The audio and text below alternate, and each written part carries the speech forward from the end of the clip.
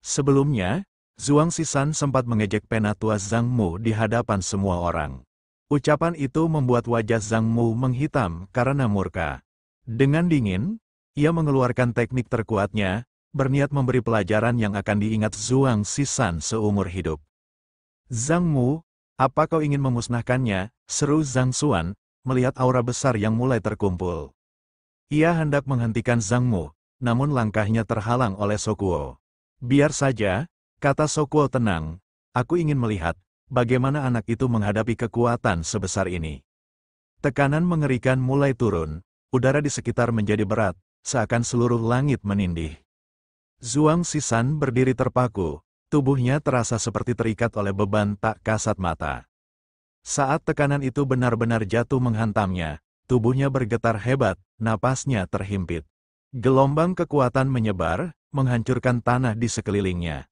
Namun, ia masih berdiri, kerumunan yang menyaksikan terperangah. Tak seorang pun menyangka pemuda itu mampu menahan tekanan penuh Zhang Mu. Melihat ekspresi terkejut mereka, Zhuang Sisan segera menyadari satu hal, ia tidak boleh menunjukkan semua kemampuannya. Jika Zhang Mu tahu ia mampu menahan serangan itu dengan mudah, maka di masa depan, masalah akan terus datang. Terlebih lagi, penyamarannya bisa terbongkar, maka lebih baik aku mengalah kali ini. Zhuang Sisan mengerang pura-pura, aku tidak bisa menahannya lagi. Tubuhnya mulai jatuh perlahan, seakan kekuatan itu benar-benar menghancurkannya. Begitu ia menyentuh tanah, tekanan Zhang Mu menghantam dengan penuh, meratakan area tersebut. Zhang Mu, hentikan, bentak Zhang Xuan. Segera, Zhang Mu menarik kembali tekniknya. Tekanan menghilang, dan ketiga penatua menghampiri Zhuang Sisan. Apakah kau baik-baik saja? Tanya Zhang Xuan. Zhuang Sisan menunduk hormat, masih berakting lemah. Penatua sudah menunjukkan belas kasihan, jika tidak, mungkin aku sudah berakhir. Zhang Mu mengamati tubuh pemuda itu, tak ada luka sedikit pun. Dalam hati ia bergumam, aneh, awalnya dia mampu menahan tekananku, lalu jatuh perlahan ke tanah. Apakah dia sengaja menghindari mempermalukanku di depan umum?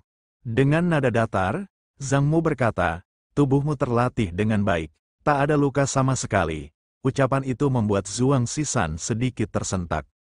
Zhang Xuan, yang sejak awal menilai Zhuang Sisan tak menonjol, kini mengakui sesuatu. Meski hanya berada di tahap body tempering, kekuatan fisiknya setara dengan tahap Golden Core. Sokuo menambahkan penjelasan, benua Shenzhou terbagi menjadi 5 wilayah besar, masing-masing dengan kekuatan sendiri. Di benua tengah, kekuatan dibagi menjadi 3 peringkat, 4 sekte, 3 faksi, dan 36 gerbang. Selain itu ada keluarga kerajaan, puncak dari kekuasaan. Sekte kita telah menurun jauh hingga kehilangan posisi di antara 36 sekte.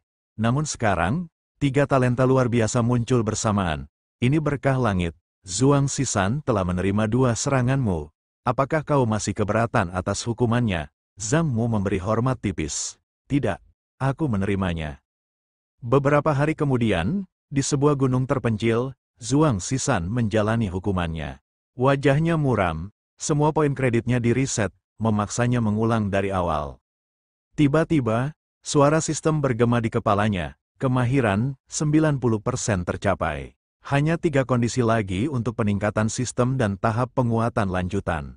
Senyum tipis muncul di wajahnya, bagus. Tak lama lagi aku bisa naik ke tahap berikutnya.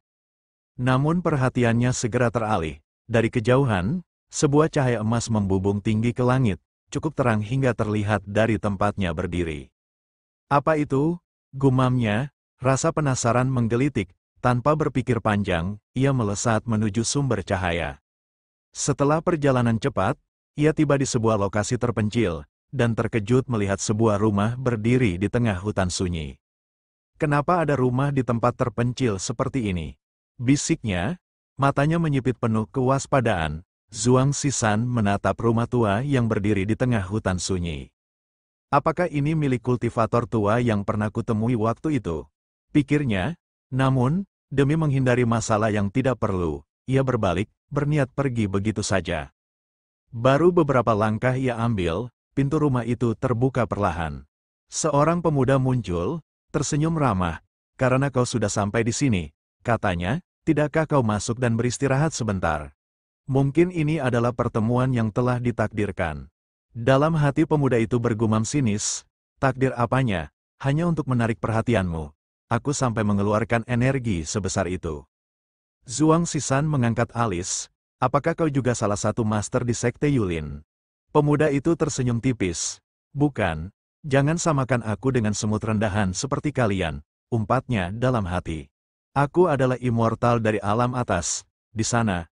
Para immortal bertarung mempertaruhkan nyawa mereka. Aku salah satu dari mereka, tapi aku memilih turun ke alam bawah dan menjadi bos tersembunyi. Baru-baru ini aku menyadari keberadaanmu. Dengan kekuatanku, aku berniat menarik perhatianmu, karena fisikmu tampaknya mampu menampung 1000 tahun pelatihanku. Aku Li Nifan, seorang petapa yang berlatih di hutan ini. Kalau kalian pernah membaca cerita, salah paham, mungkin kalian sudah mengenal tipe orang seperti ini. Zhuang Sisan tidak terlalu peduli. Ia hanya melewatinya sambil berkata santai. Karena kau mengundangku dengan tulus, aku akan masuk. Kebetulan aku sedang haus. Li Nifan tertegun. Jarang sekali ia diabaikan seperti ini. Di depan pintu, terpampang papan bertuliskan, Immortal, yang ditulis dengan gaya indah. Zhuang Sisan tersenyum bangga. Benar saja, gunung di Sekte Yulin memang tempat para immortal. Li Nifan merasa puas. Papan itu ia tulis sendiri, dengan ribuan sajak tersembunyi di dalamnya. Namun Zhuang Sisan justru memuji gaya tulisannya, bukan makna atau kekuatan di baliknya. Dia, bahkan tidak menyadari esensinya. Li Nifan hampir tersedak kesal. Begitu masuk, Zhuang Sisan terkejut melihat deretan bunga indah di sisi jalan dalam rumah itu. Li Nifan kembali percaya diri. Itu tanaman roh tingkat tinggi, bisa meningkatkan kultivasi instan. Namun, karena Zhuang Sisan tidak memiliki akar spiritual, ia hanya berkomentar santai, dekorasinya bagus. Li Nifan langsung muram. Ingin memulihkan wibawa, Li Nifan memanggil hewan peliharaannya. Seekor anjing celestial bertubuh kekar muncul. Kali ini dia pasti sadar betapa agungnya aku, pikirnya. Namun yang terjadi adalah kebalikan. Zhuang Sisan malah mengajak anjing itu bermain, dan si anjing mendadak manja. Penampilannya cukup menakutkan, ujar Zhuang Sisan sambil mengelus kepala anjing itu. Tapi ternyata sifatnya lembut. Li Nifan membeku. Kenapa binatang celestialku jadi seperti ini?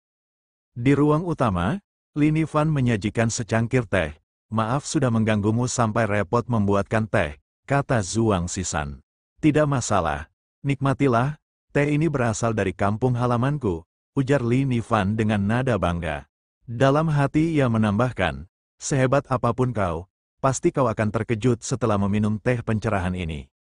Zhuang Sisan meminumnya perlahan, rasanya unik, berbeda dari teh biasa.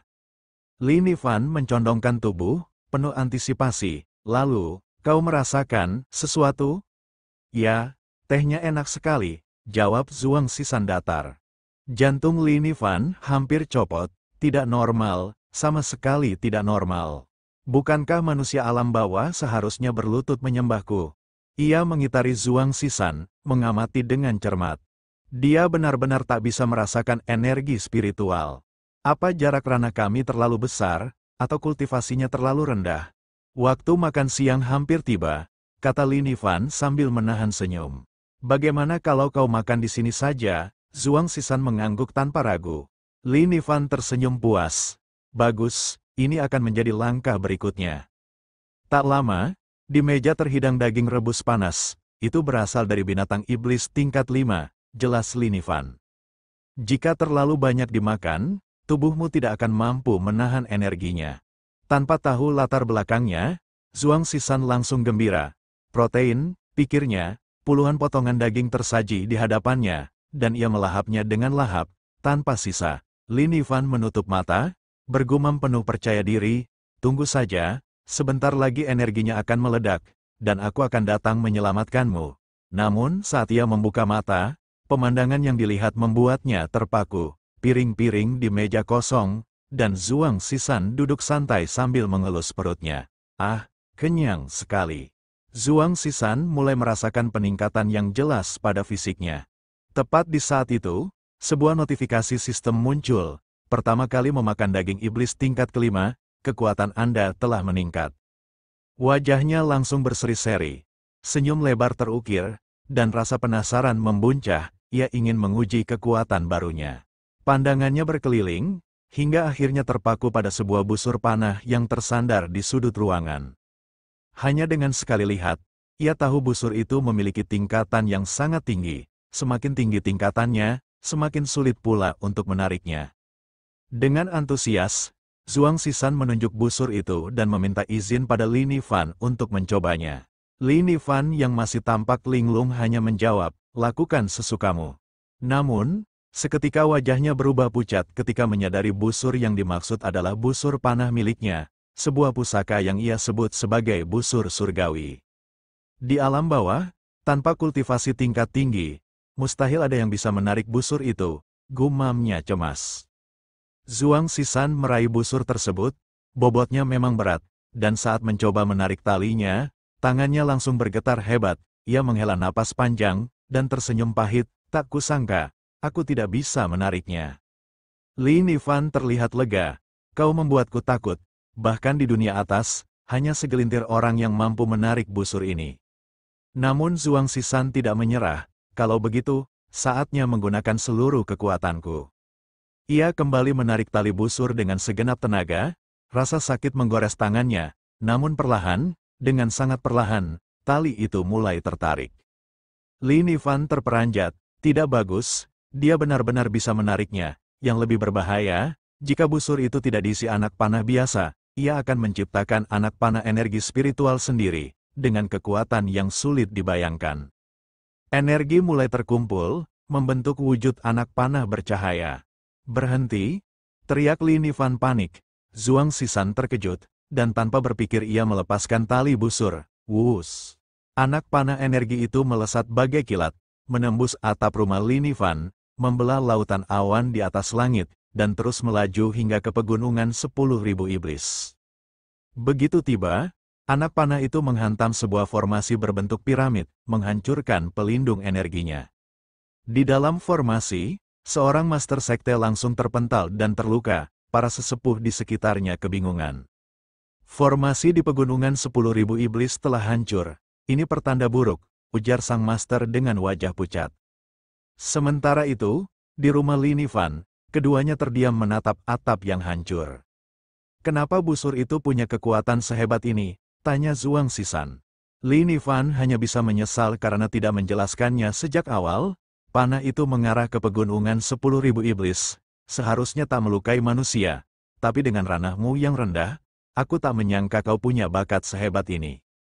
Namun di tempat yang jauh, tepat di dalam piramid yang telah runtuh, energi kegelapan mulai berkumpul. Dari dalamnya, sebuah tangan raksasa muncul, disusul tubuh besar dengan wujud yang begitu mengerikan. Seorang iblis purba, telah benar-benar bebas. Tubuh kekar dengan otot menggunung, dua tanduk menjulang di kepala, serta sepasang sayap hitam pekat di punggungnya membuat sosok itu terlihat seperti mimpi buruk yang menjelma nyata. "Aku, Kaisar Iblis, memanggil seluruh Raja Iblis menghadapku. Saatnya Iblis bangkit kembali, dan membantai seluruh manusia." Suara parau namun menggelegar itu mengguncang hutan belantara, diiringi aura mengerikan yang menjalar seperti kabut hitam. Suara tersebut memanggil segala jenis binatang iblis dari berbagai penjuru. Mereka berlari menembus pepohonan, mengikuti gema yang memandu mereka menuju sumber kekuatan itu. Setibanya di pusat hutan, para binatang iblis berlutut membentuk lingkaran, mengitari sang kaisar iblis yang duduk di singgasananya. Salah satu Raja Iblis menunduk dan berkata, "Kaisar, kami para Raja Iblis siap mematuhi perintah Anda." Di antara kerumunan, terdengar suara dingin menjelaskan, "Iblis level 6, selain mempertahankan ciri fisik monster, mereka juga mampu mengambil bentuk manusia dan menjadi kultivator iblis. Tingkat kekuatan ini setara dengan transformasi dewa, keberadaan yang hanya dimiliki Kaisar Iblis." Ucapan itu berasal dari aura asing yang menyusup. Seorang pria misterius melangkah masuk, berjubah hitam pekat, berambut pirang, dengan tatapan tajam menusuk. "Itu manusia," teriak salah satu iblis. "Bagaimana kultivator manusia bisa masuk ke tanah suci iblis? Sungguh tak tahu diri, berani sekali menginjakkan kaki ke sini." Kaisar Iblis berdiri, langkahnya berat dan mengintimidasi. aku akan menggunakan kepalamu sebagai persembahan kali ini. Pria pirang itu hanya tersenyum tipis sambil menjilat jarinya. Kekuatan tubuh ini terbatas, tapi untuk mengalahkanmu, itu cukup. Dalam sekejap, dari ujung jarinya melesat energi hitam pekat yang menembus dada Kaisar Iblis. Sang penguasa hutan itu jatuh tersungkur, tak bernyawa. Kaisar Iblis dikalahkan, teriak seorang iblis, sebelum seluruh pasukan iblis panik dan melarikan diri ke segala arah. Pria itu berdiri di samping jasad sang kaisar, tatapannya datar, seperti dugaanku, iblis selalu mengabaikan budidaya jiwa, tubuh ini akan menjadi milikku. Aura hitam pekat keluar dari mulut pria itu, merasuk ke tubuh Kaisar Iblis. Sesaat kemudian, tubuh manusia pria pirang itu meleleh dan lenyap, menyatu dengan tanah. Suara retakan terdengar dari jasad sang kaisar, sebuah tangan panjang dengan kuku-kuku tajam menembus keluar, tangan sang pria pirang yang kini bersemayam di tubuh baru itu. Tidak buruk, meski kekuatan tubuh ini belum kembali ke puncaknya, tapi cukup untuk memusnahkan sekte itu. Matanya berkilat penuh dendam. Waktu itu kau menghancurkan tubuh fisikku dan menyegel jiwaku di bawah batu pengujian roh selama 10.000 tahun, pencuri tua sekte Yulin. Hari ini, aku akan memusnahkan semua murid dan keturunanmu. Di lereng gunung, beberapa petani tengah membajak ladang. Kedamaian mereka terhenti ketika sekawanan binatang iblis menyerbu keluar dari hutan, suara teriakan dan derap kaki memenuhi udara. Beberapa penduduk berhasil melarikan diri. Lalu salah satunya melapor tergesa pada kepala desa. Kepala desa, berita buruk, lebih banyak binatang iblis muncul dari hutan. Beberapa warga yang bertani tak sempat kabur, banyak yang terluka. Kepala desa mengerutkan kening. Biasanya kita hanya menghadapi iblis tingkat 1, kadang-kadang tingkat 2, tapi belakangan ini, kenapa iblis tingkat tinggi sering muncul? Kita perlu meminta bantuan dari sekte tetangga, ini di luar kemampuan kita. Kepala desa pun mengangguk setuju. Sebulan kemudian, di aula sekte Yulin, Zhuang Sisan bertanya pada petugas, "Halo, apa ada tugas dengan skor tinggi?" Dalam hati ia menggerutu, "Sial, semua poinku dikurangi sebagai hukuman. Satu-satunya cara mengembalikannya adalah dengan mengambil tugas." Petugas menjawab, "Tugas dengan hadiah tertinggi saat ini adalah kelas B, yaitu menghentikan binatang iblis. Tapi ini tugas tim, minimal 3 orang, dan dilakukan per kelas." Zhuang terkejut, apakah semua murid baru memiliki kelas? Betul, siswa baru sudah dibagi dalam kelas. Gesek kartu identitasmu di mahkota Tianji, dan kau akan melihat daftar kelompokmu. Zhuang segera menuju batu Tianji, menggesekkan tokennya, dan melihat daftar kelompok, namun namanya tak ada di sana. "Kenapa namaku tidak ada?" tanyanya heran. Petugas tersenyum tipis. "Kau ditempatkan di kelas 0, selamat, itu kelas khusus." Tak lama kemudian, di tempat lain, terdengar suara ceria, "Hahaha, Zhuang kecil, tak kusangka kita ditakdirkan bertemu di sini. Jangan khawatir, mulai sekarang aku akan menjagamu." Seorang gadis mungil mengusap kepala Zhuang Sisan yang tampak murung. Setelah mendengar penjelasan Zhuang Sisan tentang tugas kelas, Mei Luo mengangguk penuh pengertian. "Oh begitu, jadi ini demi mendapatkan poin. Yakinlah, aku ada di sini untukmu. Semua orang tahu aku punya kualifikasi memimpin tim, dan aku sangat bisa diandalkan," ucapnya penuh percaya diri. Zhuang Sisan hanya bisa menghela napas kecil. Tapi bukankah tim harus memiliki setidaknya 3 orang anggota? Kita bukan satu-satunya di kelas ini kan? Mei Luo langsung menepuk tangannya dengan semangat. "Kalau begitu, kita harus mengajak 1 orang lagi. Aku tahu siapa yang cocok." Zhuang Sisan menatap heran. Lalu Mei Luo menjelaskan, namanya Xiao Tang, dia orang pertama yang masuk kelas 0, seorang senior berbakat dari sekte Yulin, bahkan disebut jenius 100 tahun sekali. Di tempat pengasingan, seorang pemuda duduk dengan wajah kusut, asap tipis mengepul di atas kepalanya, dialah Xiao Tang. "Tidak mungkin, otakku akan meledak, aku tidak bisa menulis lagi," teriaknya frustasi. Xiao Tang adalah seorang penulis, karya terkenalnya Duel of the Geese Continent pernah meledak di benua tengah, mendapat banyak pujian sekaligus kritik. Namun kini, meski berhari-hari mengurung diri, ia belum juga menemukan ide untuk karya barunya. "Mungkin keluar jalan-jalan bisa memberi inspirasi baru," gumamnya. Selain menulis, Ia juga menyisihkan waktu untuk berkultivasi. Dengan ribuan batu roh yang ia dapat dari pembaca setia, kultivasinya bisa dikatakan lumayan. Saat membuka pintu kamarnya, ia terkejut mendapati dua orang berdiri di sana. "Siapa kalian?" tanyanya penasaran. Mei Luo tersenyum sambil menunjuk dirinya. "Xiao Tang, ini aku, kami perlu berbicara." Setelah mendengar penjelasan Mei Luo dan Zhuang Sisan, Xiao Tang mengangguk ringan, "Jadi kalian menerima tugas kelas dan ingin aku bergabung dengan tim kalian?" "Betul. Bagaimana menurutmu Senior Tang?" tanya Zhuang Sisan penuh harap. Dengan nada datar Xiao Tang menjawab, "Bukan tidak mungkin." Mendengar itu, Mei Luo langsung bersorak gembira. "Bagus, akhirnya kesempatan untuk keluar dan bersenang-senang." Xiao Tang kemudian berucap serius, "Untuk meningkatkan kekompakan, tim kita perlu memiliki nama. Apakah ada yang keberatan?" Keduanya langsung menyetujui. Maka ia menamai tim mereka Tangmen, membuat Zhuang Sisan terdiam dengan ekspresi canggung.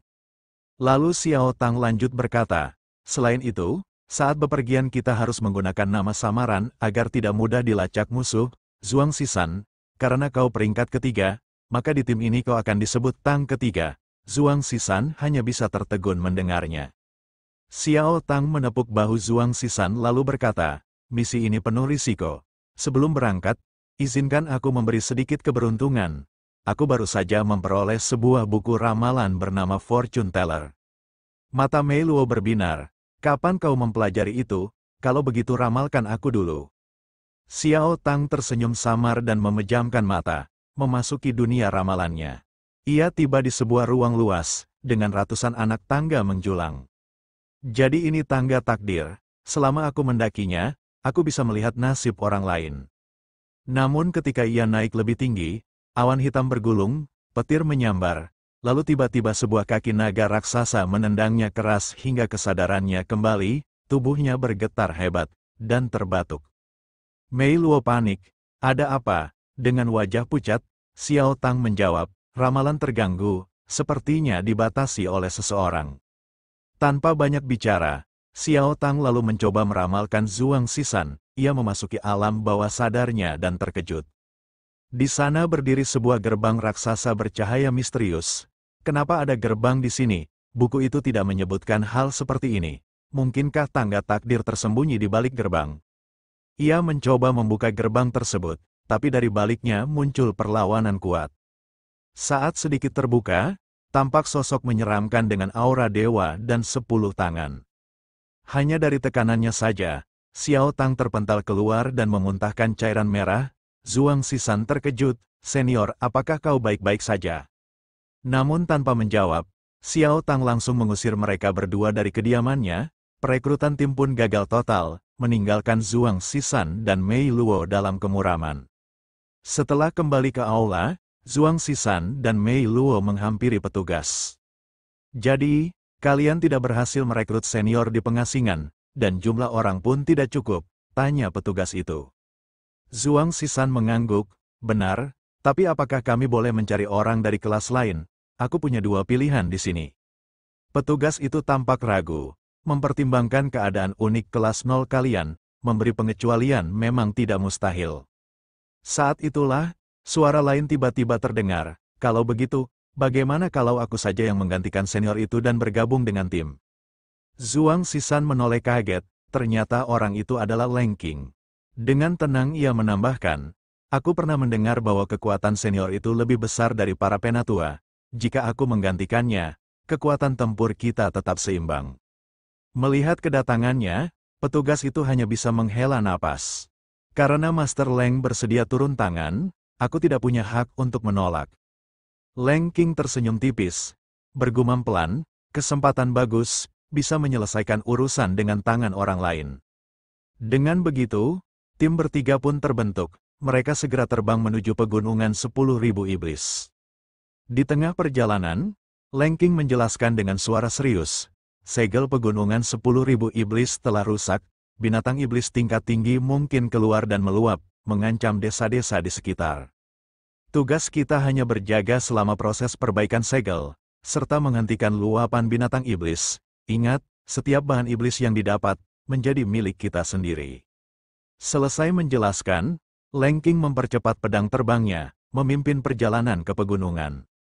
Sesampainya di luar pegunungan, suara pertempuran menggema. "Serang, jangan tunjukkan belas kasihan," teriak para kultivator yang sedang bertarung.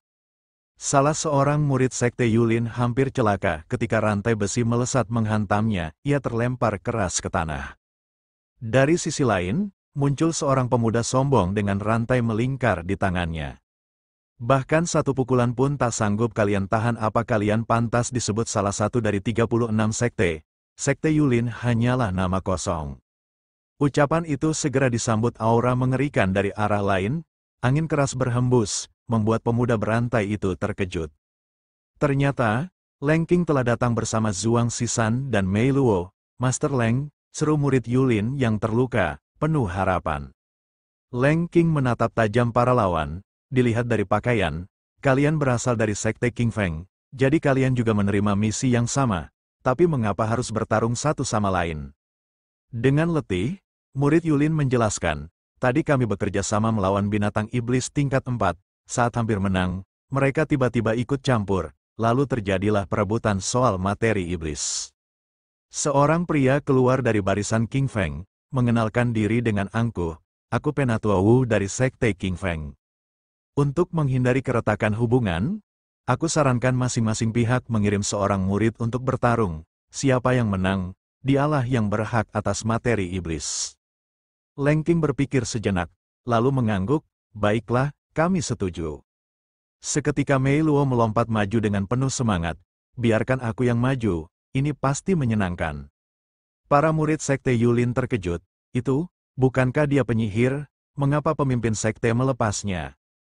Zhuang Sisan mendekat, berbisik, "Kamu yakin? Mereka terlihat lemah, kamu mungkin tanpa sengaja akan menghancurkannya." Mei Luo hanya menjawab santai, "Tenang saja, aku sudah berlatih teknik relaksasi yoga yang kau ajarkan." Penatua Wu tampak meremehkan, sekte Yulin benar-benar merosot, mengirim seorang anak untuk bertarung. Ia lalu memerintahkan, "Chen Feng, maju." Seorang pemuda dengan rantai di tangannya membungkuk hormat, "Baik, Master." Chen Feng memperkenalkan diri dengan senyum bengis. "Aku Chen Feng, murid senior sekte King Feng, tingkat Golden Core." Rantai hitamnya melesat, berputar ganas ke arah Mei Luo. "Cepat, serang aku lebih keras lagi." Mei Luo malah berseru penuh antusias. Namun tiba-tiba, rantai itu berbelok dari arah depan dan menyerang dari samping. Mei Luo sempat lengah. Chen Feng tersenyum puas. "Pada jarak dekat, kau takkan bisa menghindar, rantai ini akan menembus tubuhmu." Tapi, yang terjadi justru sebaliknya. Mei Luo menundukkan kepalanya, menerima serangan itu langsung dengan dahinya, rantai Chen Feng hancur berkeping-keping. "Apa?" Chen Feng membelalak tak percaya. Dengan tawa bengis, Mei Luo menarik sisa rantai itu, menyeret Chen Feng mendekat, seketika ia melompat dan menghantam wajah Chen Feng berkali-kali, seakan mempermainkan tubuhnya. "Hentikan!" teriak Penatua Wu panik. Namun Mei Luo tak peduli, pukulan terakhirnya menendang Chen Feng jauh, melayang melewati Penatua Wu. Zhuang Sisan bersorak, "Tidak buruk sama sekali, kau bahkan menahan diri dalam seranganmu." Mei Luo hanya berpose tengil sambil tersenyum. Penatua Wu memerah karena marah, "Menahan diri, kau memukulnya begitu parah hingga ibunya sendiri tak akan mengenalinya." Leng King menimpali dingin, "Sesuai perjanjian, materi iblis tingkat 4 menjadi milik kami." Dengan kesal, Penatua Wu memerintahkan murid-muridnya, "Bawa Chen Feng kembali untuk dirawat." Sekte King Feng pun pergi dengan wajah penuh amarah. Para murid Yulin bersorak, mengangkat Mei Luo penuh kegembiraan, "Saudari senior luar biasa, kami berhasil mendapatkan binatang iblis tingkat 4. Pertama kalinya dalam sejarah." Mei Luo tersenyum puas, dan bergumam kecil, "Apakah ini berarti aku disukai semua orang?" Namun di sisi lain, Leng King tetap berwajah serius. "Binatang iblis tingkat 4 saja sudah melarikan diri keluar. Itu berarti kondisi di dalam pegunungan jauh lebih parah dari yang kita bayangkan."